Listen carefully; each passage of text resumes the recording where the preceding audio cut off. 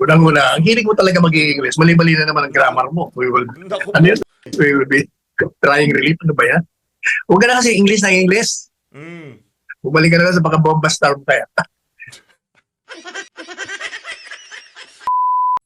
Nako, napakaganda ho ng mungkahi na yan, itong si Attorney Salvador Panelo. Congressman Dan Fernandez, alam nyo ho, bumalik na lang ho kayo dun sa dating racket nyo. Mag-bold star na lang ho kayo. Napakaganda ng mungkahi na yan itong si Attorney Salvador Panelo. At least, walang napeperwisyo sa ating mga kababayan kung ano man gawin nyo dun sa dating racket nyo. Pero ngayon sa mga pinaggagawa nyo na yan dyan sa House of Representatives, napakarami hong napeperwisyo. Imbis na atupagin nyo yung mga ganyang klaseng problema. Grabe ho mga kababayan, 10 taong gulang na bata, pinwersa na magtinda ng ipinagbabawal na gamot ng sarili niyang ina. My goodness. Iba ho yan mga kababayan. Iba na ho ang nangyayari ngayon na yan. Ang dapat ho dito sana, yan ang inaatupag ng mga walang yang congressman na yan. Pero bago ho natin umpisahan ang ating talakayan, kung bago lang ho kayo sa PH Update, isang like at isang subscribe, masaya na ho tayo dyan. Welcome ho kayo dito sa PH Update at sa mga gusto sumali sa ating community. I-click nyo lang ho yung join button sa baba. Hindi ho natin pwedeng palampasin yung mga nagpakulay sa ating mga nakalipas na video. Shout out dito kay Sir Herbiscal, maraming salamat ho. Mega love shout out. Natambakan na naman ho tayo ng mga nagpakulay sa comment section. Shout out ho dito kay Ma'am Joyce Barreto. Mega love shout out Ma'am Joyce Barreto. Salamat ho, napakalaking tulong yan para mapaganda pa natin yung ating mga reaction video. Dito kay Attorney Dominic, anak ko, meron na tayong kakilalang abogado. Palakpakan natin itong si Attorney Dominic. Mega love shout out. Attorney, pag nagka-problema ako, tawagan kita ha. Mega love shoutout din ho dito kay June Marie Ding. Maraming salamat ho. Mega love shoutout Ma'am June Marie Ding. Maraming salamat ho. Mega love shoutout. Sir Joel. Joel Arellano, maraming salamat ho. Mega love shoutout. Palakpakan ho natin. Itong si Sir Joel, suki ho talaga natin yan. Mega love shoutout din ho dito kay May Kausing Kojo. Maraming salamat. Mega love shoutout. Ingat ho kayo dyan sa Japan. Maraming salamat ho. Mega love shoutout din ho dito kay Ambisyoso Ako. Alam mo ma'am, ambisyosa ako. Maging tayo, medyo na ho tayo dyan. Dyan sa mga tao sa House of Representatives. Banas na tayo pero wala ho tayong magagawa. Ganyan ho talaga ang kumbaga umiikot ang mundo. Hayaan lang ho natin sila. Maraming salamat ma'am Ambisyosa. At panghuli, itong si Nurse Kate. Wala akong ginagawa yan. Ma'am Nurse Kate, mega love shoutout. Mag-ano ka muna, magsaing ka muna. Ingat kayo dyan sa UK ha. Maraming salamat. Mega love shoutout. Isang matikas na saludo galing kay PH Update.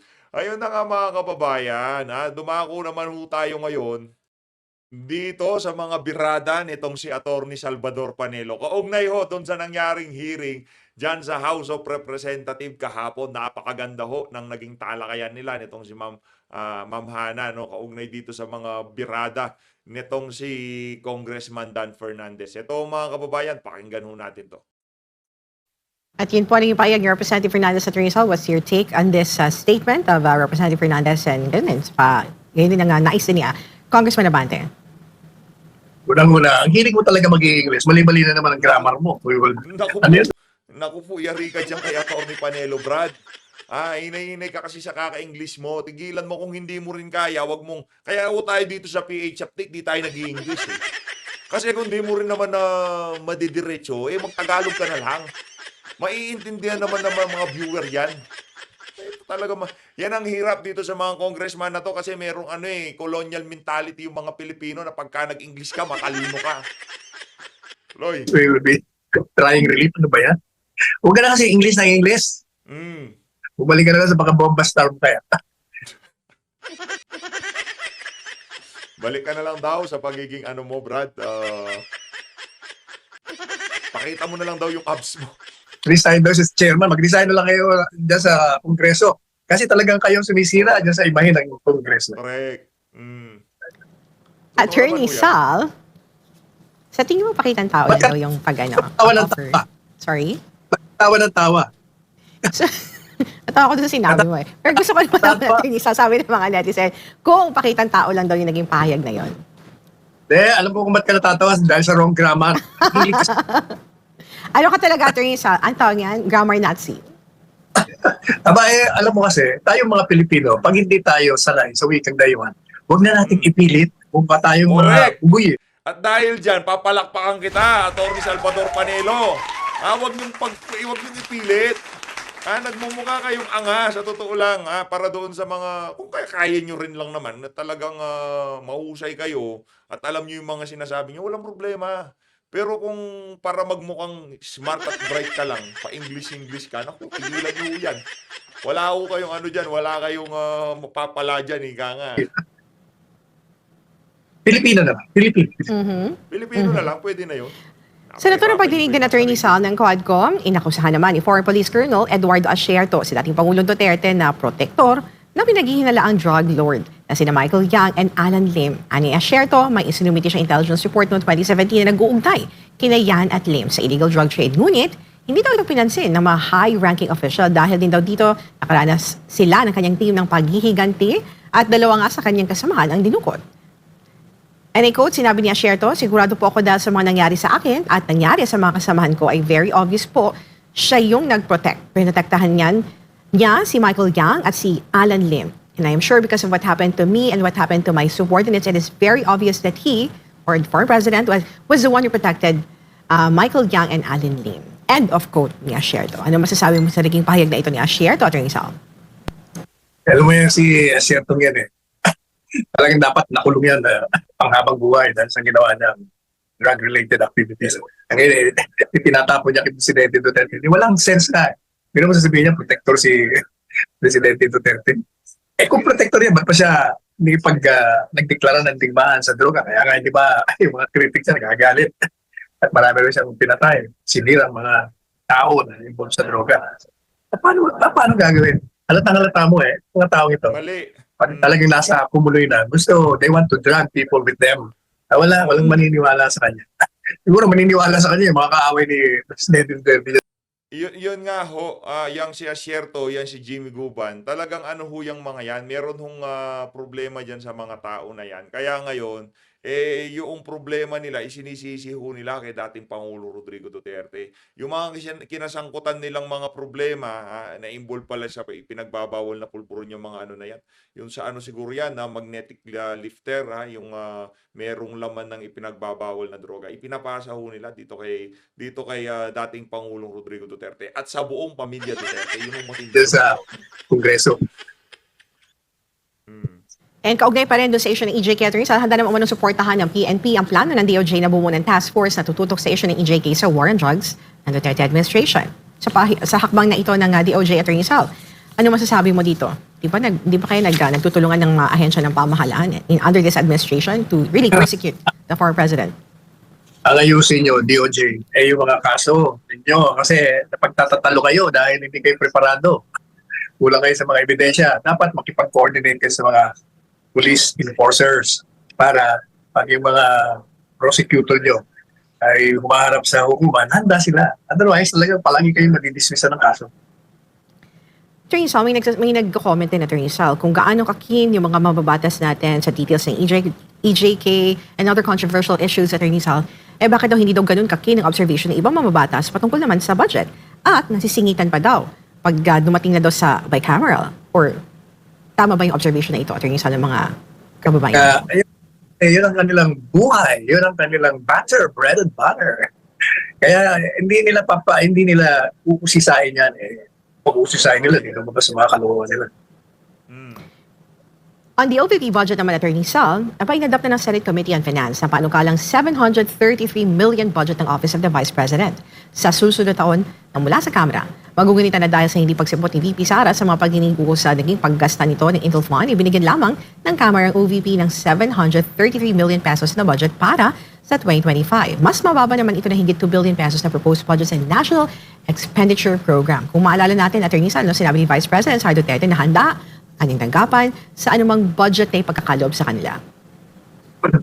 Well, di na tayo nagtataka doon. Ano? Sila nagkakakutsabaan. Kasi ang talagang pinaka-problema ng mga yan, si Inday Sara ang pinakamalakas na kandidato sa Panguluhan sa 2028. Kaya kailangan, yung mga senador, di ba, sila gusto rin maging presidente. So, bibigyan mo kayo ng budget itong si Inday Sara ng malaki, o di maraming magagawa para sa mga kababayan. Pero pag konti, Correct. palalabasin nila, walang ginagawa. Pero ang hindi nila alam, creative itong si Inday Sara.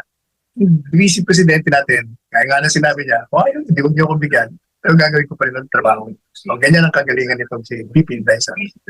Ayun na nga ho, mga kababayan, dito sa bahagi ng video natin na to, dumako tayo sa ikalawang bahagi ng nangyaring TWAD Committee hearing kagabi dyan sa House of Representatives. Kanina I was about to ask Mr. Sani Benaventura. Matagal po Sani kayo kay Benaventura. former president, no? At Yes, Your Honor. ilan na po yung napatay niyo po Isa lang po. sa buong buhay niyo? Nakasuhan na po ako sa Napolcom.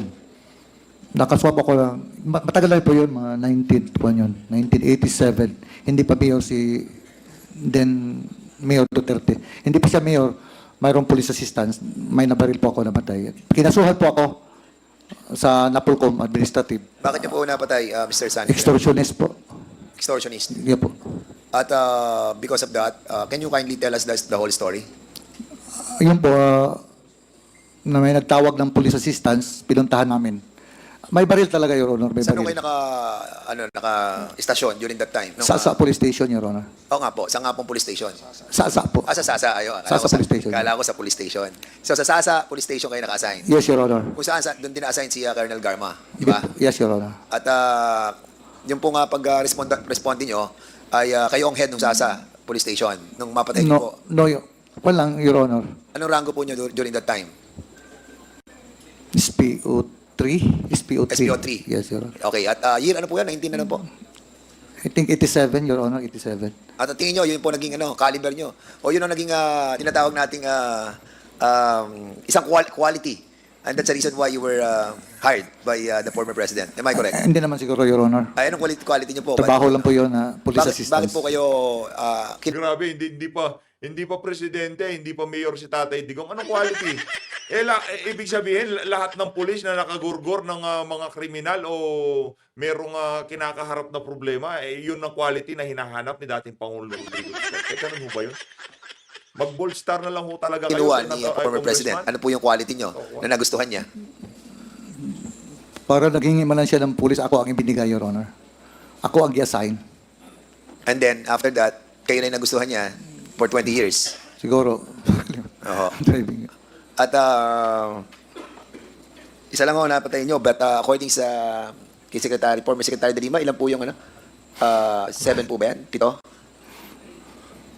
7 po yung listahan na sinasabi nyo na what do you call this? Na-involve si Mr. Sani Benaventura. Yung kanina you mentioned a while ago.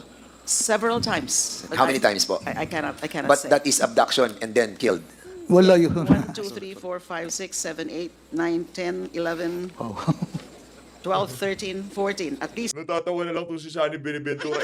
Sampahan niyo siya ng kaso. 14 cases of abduction before Then killing. killed. Yes. I just remember that it's also, I think, in the affidavit of Mr. Las Cañas that yung abduction was actually suggested by Makasait, Major Makasait, para daw ho ma-soften yung media impact kasi kapag nawawala lang, ganun lang, mawawala. And then, so it's not really reported by media. Hindi katulad ng outright killings or massacre, ay report yung iba sa media. So kaya abduction, then killing. Yes. Ay, siguro, i-ano ko po, i-amend ko po yung question ko. Kasi ang tinanong ko po sa inyo kung ilan na po yung napatay nyo. Ilan na po yung na-abduct at napatay nyo po? Well, wala, dito ko kasi, Your Honor, busy po ako sa trabaho ko as driver security. Opo. Doon po kayo, Your Honor. Hindi ba niyo pwede iwanan ko yung magkwad ako dyan, magpunta ko ng ibang trabaho. Doon lang po ako, Your Honor. Pero hindi ako, opo. Kanina po may binabanggit po kayo na ang daming minention po ni Congresswoman Jinky Luistro about the personalities that she mentioned. Halos lahat kilala po ninyo eh. Yung sa Heinous Crime Task Force at sa Anti-Crime Task Force. Kilala niyo po lahat yung binabanggit. ayun, sir, kapwa pulis ko yun, Your Honor. Were you a part of that group? No, Your Honor. Pero driver ka, di ba? Driver, bodyguard. Hindi man yun sila sa amin, Your Honor. part sila ng police investigation. Kaya nga, Pa- I understand that. Pero Yes, sir. ikaw, andun ka kay former president. Yes, Your Honor. At bilang nandun ka, nakatuto ka talaga kay presidente, Yes, bilang Your driver Honor. and bodyguard. Yes, Your Honor. And at the same time, kilala mo lahat itong mga nandito sa mga grupong to. Yes, Your Honor. Why? Kapwa police ko, Your Honor. Halos lahat dyan sa Lahat ng DCPO. itong polis na binanggit niya kanina, taga Davao. Sorry po. Lahat itong binanggit ni Congresswoman Luistro kanina, taga Davao. Yes, Your Honor. And kilalang-kilala mo sila lahat. Yes, Your Honor. Okay. Lahat dito binabanggit na alam nila ang tungkol sa DDS. Si Matabato, si Asierto, si Garma, si Leonardo. Halos lahat sila. Even the president knows about the DDS. Pero ikaw hindi mo alam. Hindi na. Po ko yung DDS, Your Honor, yung media ang nagkuhan ng DDS.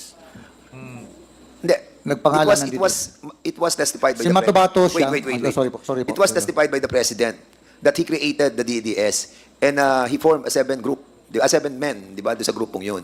So binanggit niya yun. So ngayon, hindi ka naniniwala sa sinabi ng presidente. Hindi ko alam yun, Your Honor. Hindi.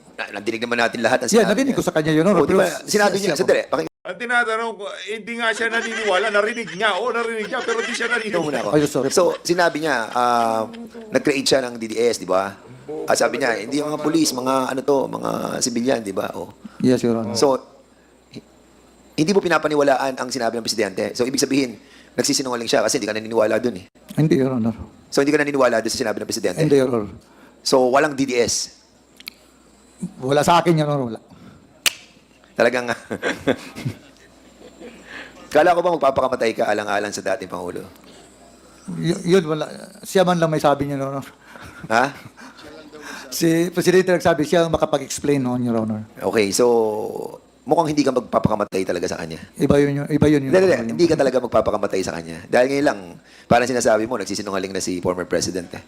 Ay, naku, ang labo, ang bobo na. Hindi nga niya alam yung sinasabi ni Tatay Digong pagka sinabi... Ay, labo nito Diba? mga mama na to. Tayong lahat nga, Your Honor. Anong sabihin niya? Ano? Siyempre, tayong lahat, kinig sa kanya. So, Pati ako, Your Honor. ano yung ganun? Minsan, Alam mo, hindi natin alam kung anong kanya. Sani, nagsisimba ka naman linggo-linggo. Nag-pray lang po ako, Your Honor. Na nanalangin ka sa Ama na lumikha ng langit at lupa at lumikha sa iyong buhay. Yes, nag-pray ako, Your Honor, directly. At sa harapan ng ating Ama na nakikita tayo sa ngayon, ay sinasabi mo na talagang wala kang involvement dito sa pagpatay ng maraming mga nilalang na kanyang binigyan ng buhay. Totoo yun. Wala talaga, Your Honor. Wala ka talagang... Iba yung sa akin, yung nangyari sa akin, Your Honor. Assistance yun. Ano iba? Kailangan talaga yun. Ano iba? Pero yung sinabi ba, wala talaga, Your Honor. ano yung iba sinasabi mo? Yung involvement ko na... Yung isang pinatay Yes, mo. yes. Okay. Sige. At 20,000 ang sinasabi ni ano eh. Kasi parang dito kanina, ako, yung driver mga bodyguards ko, usually yan ang inuutusan natin eh. Di ba? Bigyan mo si ano? Bigyan mo yun si leader natin ng 20,000 para doon sa reimbursement ng ano. Di ba trusted mo usually yung mga kasama mo eh. And dito, meron kang sinabi kanina kay Congresswoman Luistro about doon sabi mo may binigyan si former president yung hydrocephalus. Kanina may binanggit ka. Yung may sakit, Your Honor. Oo, yung lumalaki ang ulo. Tapos sabi niya, sige, tawagan mo si Bong para sagutin niya yung bayad sa hospital. Di ba? Binanggit mo yon. Yes, Your Honor. At binanggit mo din yung mga cancer patients. Di ba? At kahit na yung asawa mo nagkaroon ng cancer, ay sinabihan din si Senator na tulungan ka. Di ba? Yes, Your Honor. So, basically, si former president, nagtitiwala siya doon sa mga nakapalibot sa kanya. At ikaw, ay pinagkakatiwalaan ka din niya sa pagdating sa pera. Am I correct? Iba yung kuha niya, yung may iutos lang niya, pabili ganun. Pero yung sa mga bigay-bigay, hindi ko Wala pa naman akong tinatanong na gano'n, Sani. Yes, Your Honor. Sinasagot Sorry. mo na. Tanga lang naman kasi yung mag-iisip na hindi papunta doon yung tanong mo, Brad. Ganun yun eh. Your Honor. Alam mo, halata ka. Sorry, Pinapaempt mo na yung tanong ko. Masyado ka lang dumedepensa. Ibig sabihin, alam mo na doon patungo yung aking tanong. Sinasagot Sorry po, mo Your agad. Dahil sa ginawa mo, hindi ko na tatanungin yun. Kasi alam mo na eh, na yun ang itatanong ko eh. Sorry po, Your Honor. Hindi, you don't have to say sorry. Pero kasi, alam mo, ganyan lang yung... Kapag malalim yung pagsisinungaling mo, alam mo na kung ano yung sasagot mo. Di ba? Ganon. Tama, mali. Alam ko pagka nagsisinungaling, hindi magiging consistent ang sagot. Yan, hindi mo pa tinatanong, alam na isasagot. Ibig sabihin mo, yan ay hindi nagsisinungaling. Ganun ho yun. Kasi lahat kami alam na namin DDS eh. Ikaw na lang ata yung natitira na hindi pa nakakaalam nun. Ako rin, hindi ko alam. Kaming dalawa, hindi na, alam namin DDS, Duterte diehard supporter. At 1998, ano po ang pinagkikitaan niyo po ngayon, Mr. Sandy Benaventura? Kasi Sorry po, Your Honor. ano po yung pinagkakakitaan niyo ngayon since na wala naman po kayong trabaho, no? Ano po yung pinagkakakitaan niyo po ngayon? May pension po ako, Your Honor. Pension, no? Yes, Your Honor. At yung natira po sa bangko niyo is 4,000. Yes, Your Honor. Magkano po pension Totoo niyo? talaga, Your Honor. Hindi naman po kami nagda-doubt doon. 57,000, Your Honor. 57,000. Yes, Your Honor. Magkano bayad mo sa lawyer mo? Mamaya pa kami mag-usap, Your Honor, pag-uwi. Sani naman. Kaibigan ko kasi, Your Honor. Mawain po siya, Your Honor. Pero magkano talaga yung service na binigay niya sa'yo? Wala, no joke. 10,000. 10,000? Yes, Your Honor. Tapos 4,000 ang account mo. So, paano mo siya Hindi pa mabayaran? galing doon sa 4,000 ko, Your Honor. May mga anak din ako, Your Honor. Ay, nako. Oh, ano, Brad, wala kang mapiga. Hirap, no? Hirap pagka nagtatahi kayo ng kasinungalingan. Tapos yung mga inaasahan nyo na tatanungin nyo, eh hindi akma yung mga sagot dun sa gusto nyong marinig. Mahirap po talaga yan, sa totoo lang. Ano, okay, so mahirap talaga tanungin ang mga sinungaling. Ano? Hindi, alam mo, Sani, kasi medyo ginagawa lang po namin Ganyan ho nila pabuyin yung kanilang mga resource person. Paano mo nasabing sinungaling? Paano mo nasabi dahil lang ba ayaw mong marinig yung mga sinasabi niya? Sinungaling na siya agad? Hindi ba pwedeng yun talaga ang totoong nangyari? ngayon yung line of questioning sa'yo. Pero lahat po ng mga testimonies ng different persons, no, that ila former secretary mentioned dito po sa kay Colonel Garma na mismong kasamahan po ninyo dati ay nagsasabi about dun sa reward system. And Hindi pa kasi na-contempt yan, Brad. Hindi pa siya tumira diyan sa House of Representatives. So try niyo siyang i-contempt ng tapos next hearing tingnan natin kung mag-iiba na yung kanyang testimonya. Kasi nung pagdating ho nitong si Reyna Garma, ganyan na ganyan ho yung kanyang mga tirada. Wala ho siyang kaalam-alam doon sa mga pinagsasabi nitong mga aso ni Tambaluslos na to. All of a sudden, nung pagka-contempt ho niya, after few weeks, nung umarap po siya ulit dyan sa Tuwad Committee, nag-iba na ho ang tono nitong si Reyna Garma. the former president also denied about the reward system. We all know that. At nakita po natin yon doon sa Senado. And the reason why we persisted on trying to invite the former president is to find out about this reward system. This is the only missing link that we know that can somehow cement all of these different issues that we are tackling. But of course, there's a lot of witnesses that validating this reward system. And even the president have said that outside the halls of the Senate. Unfortunately, during the time doon sa Senate, it was not testified, no, under oath. And the reason why we're trying to dig deeper on this, because we know that you've been a part of this reward system. Unfortunately, you lied. You lied so much that even your faith, no, to the Father who created us all, ay itinanggi mo yung katotohanan. Ang magdadala naman nito, sarili mo rin, Sani Buenaventura. Ikaw rin magdadala nito. You know, what happened to Arthur Las Cañas? Nakita natin yung pagbabalik ng loob nila, di ba? Kasi, Sani, sisingilin din tayo nito pagdating ng panahon. Lahat tayo. Minsan ka lang dadaan dito sa mundong to. At ito na yung pagkakataon na dapat gawin na natin yung tama. We are in cleansing our nation. We are in the process of trying to put back, no, the decency, no, of our all the Hindi, yung problema kasi diyan, Brad. Yung problema kasi diyan, hindi nyo kinausap bago nyo sinalang. Dapat kasi nagkaroon muna kayo ng vetting process. Yung ginawa nyo kay Colonel Grialdo, dapat ginawa nyo diyan kay Sani Buenaventura. Yung problema, dapat bineting process yung leaders of this nation. I think it's high time for you, Mr. Sunny Benaventura, to tell us the truth, no? Pero hindi ka namin pipilitin ngayon. Kasi actually, pagod na po kami.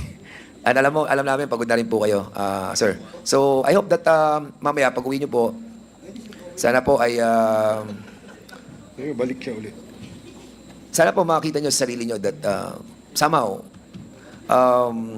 sa buhay na to, makagawa naman po sana tayo ng tama. Marami tayong nagawang pagkakamali sa buhay natin, but I hope sometime, no, and someday, you will find it in your heart to tell the truth to the whole nation.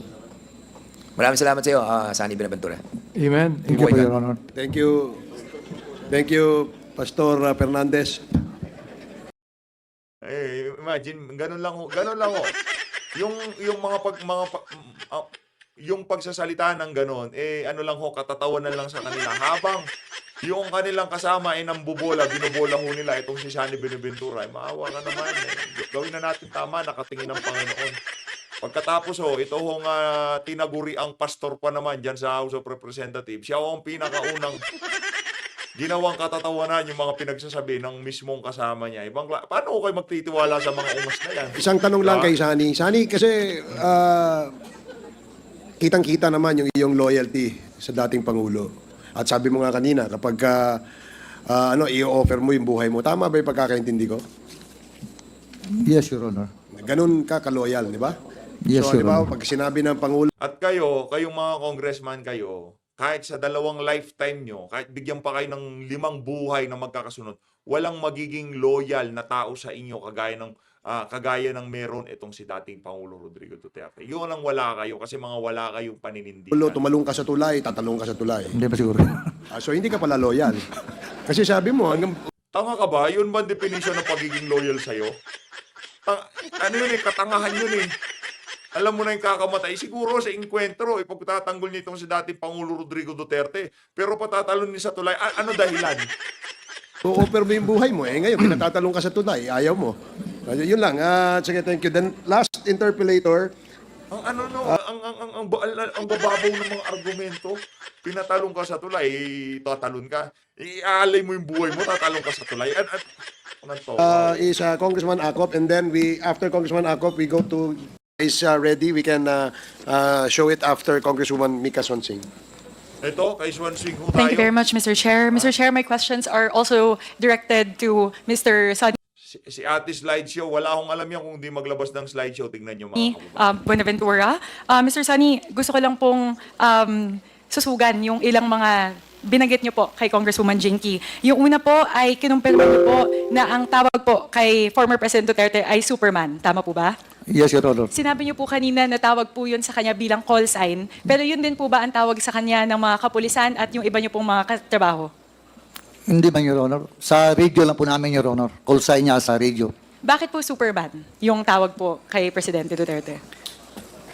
Kami lang nagkuhan, Your Honor. Parang Sa inyo pong magkakasama, dahil napakatagal po, ilang dekada, mula po 1988 hanggang 2008. 1988. Opo, 2 dekada po nakasama nyo si Presidente Duterte. Meron po kasing mga lingo.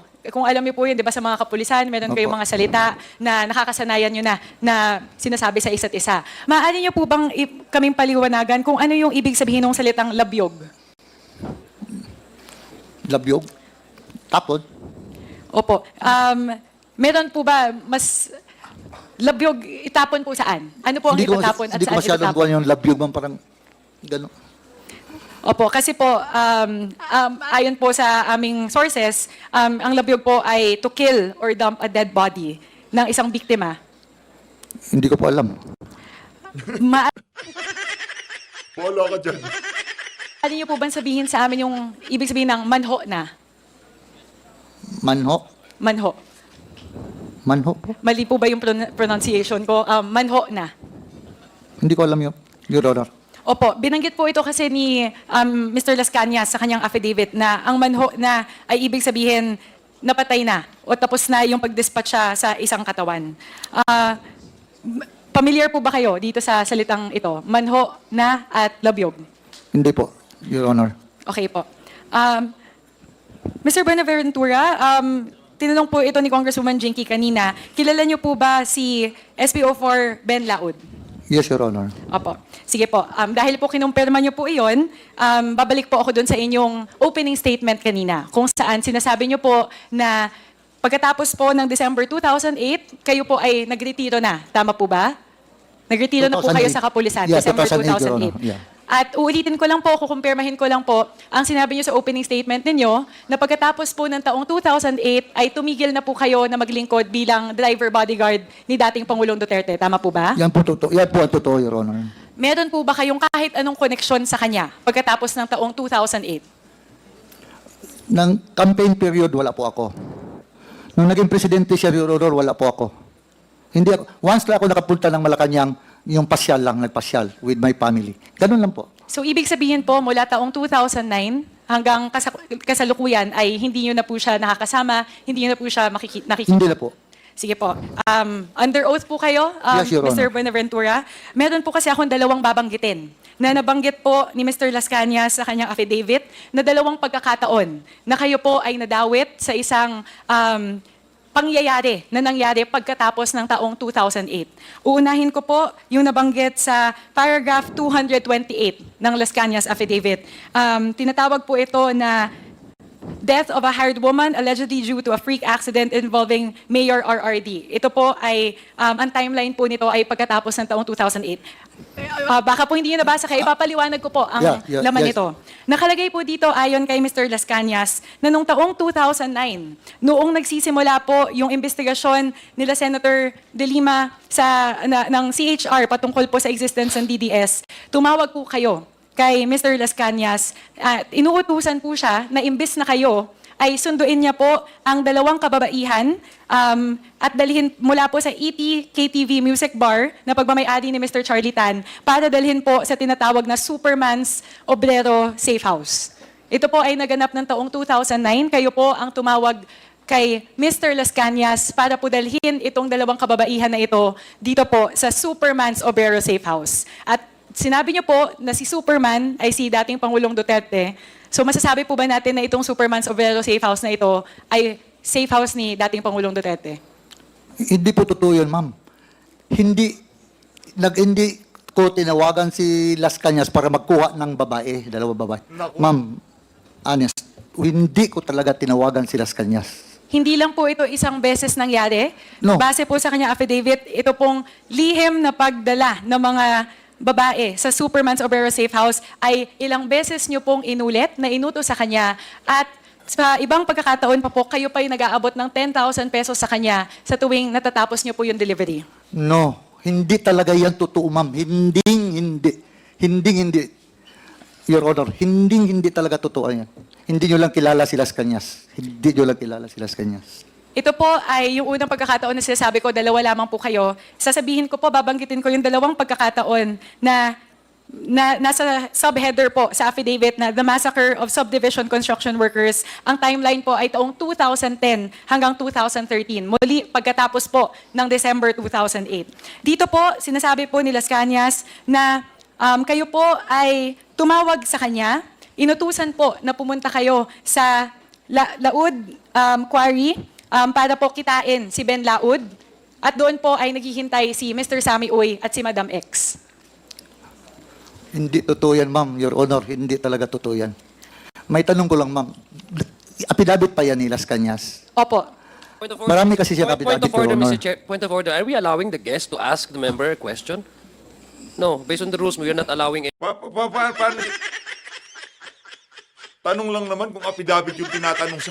Any guest to ask questions to the members Please of this refrain from committee. asking Ang galing-galing nyo pagdating sa rules yun, di nyo naman sinusunod. questions to the members. Sorry, of, Your Honor. Just Sorry, Your Honor. answer the questions. Sorry, being Your asked. Honor. Thank you very much, Mr. Chair. Thank you, Congressman Adyong.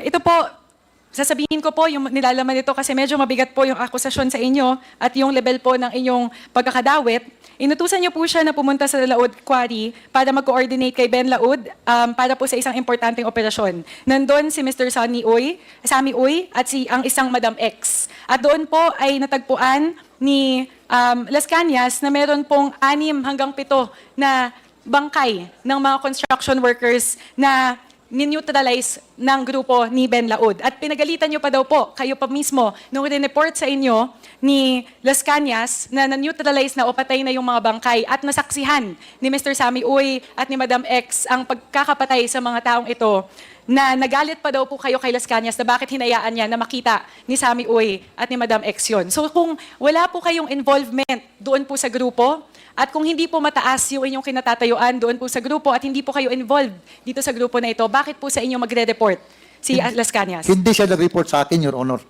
Hindi siya nag-report. Hindi kami nagkita sa Laod Quarry. Yung sinabi niyo, wala talaga yun, Your Honor. Yung 7 patay, sinabi niya na pumunta ako, wala yan, Your Honor. Wala talaga yan. Hindi totoo yan. Hindi, Your Honor.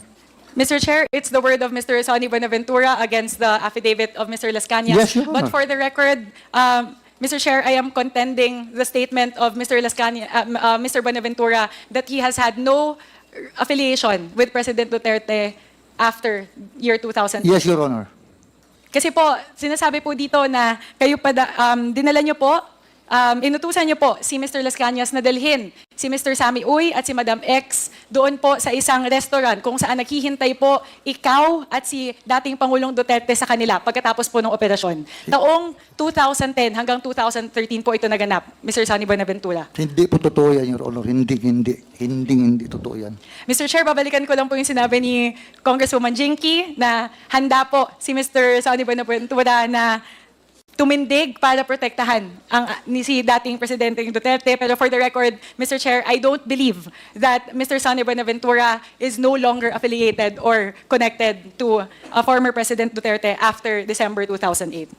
Mr. Chair, may I proceed to the next set of questions? Babalikan ko po. Ayun na nga, mga Familiar po ba kayo doon sa Ayun na nga mga kababayan, dito na una tatapusin ang ating reaction video. Wala akong kakwenta-kwenta itong mga pagtatanong ni Sadsing. Ngayon alam na natin bakit hindi kinokontent itong si Sadsing. Wala palang kwenta magtanong tong alin na to. Maraming salamat to. Mag-ingat to kayo lahat. Malinad Pilipinas.